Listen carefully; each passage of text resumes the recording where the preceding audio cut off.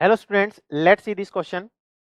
The question says that the boiling point of 0.2 mole per kg solution of X in water is greater than equimolar solution of Y in water. Which one of the following statement is true in this case?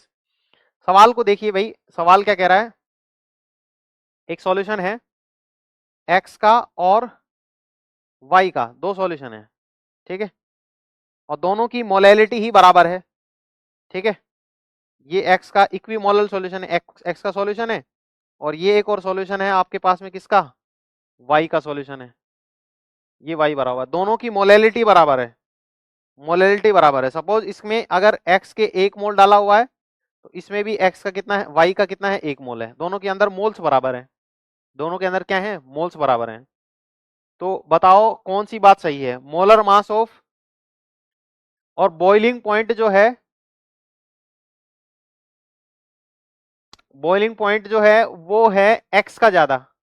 तो ये जो boiling point जो है, boiling point जो है वो X का क्या है, ज्यादा है बॉइलिंग पॉइंट जो सॉल्यूशन है Y का उससे, ठीक है।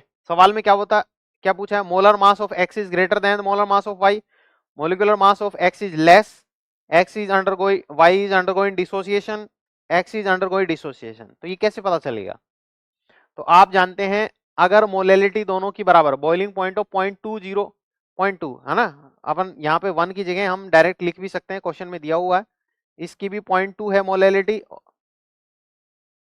इसकी भी 0.2 है, और इसकी भी क्या है, 0.2 है। दोनों की मोलैलिटी बराबर है।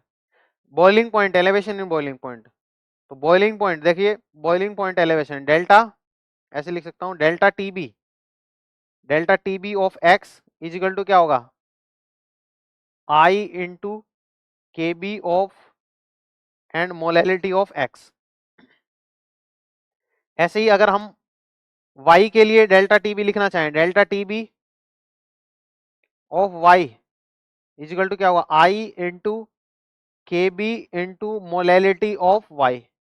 सही है भाई। एलिवेशन बॉइलिंग पॉइंट ज्यादा है तो एलिवेशन इन बॉइलिंग पॉइंट भी ज्यादा रहा होगा, तो ये वाली वैल्यू x की ज्यादा रही होगी।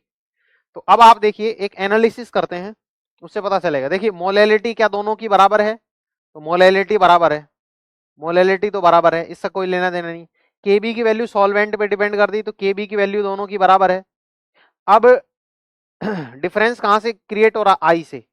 अगर delta TB elevation in boiling point ज्यादा है इसका, तभी तो इसका बॉइलिंग पॉइंट ज्यादा आ रहा है।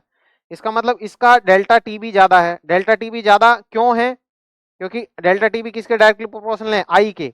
तो आई की वैल्यू कहीं ना कहीं एक्स की वेंट ऑफ फैक्टर की वैल्यू ज्यादा रही होगी, किससे, van't Hoff factor of y, y के वेंट ऑफ फैक्टर से इसकी वैल्यू ज्यादा है।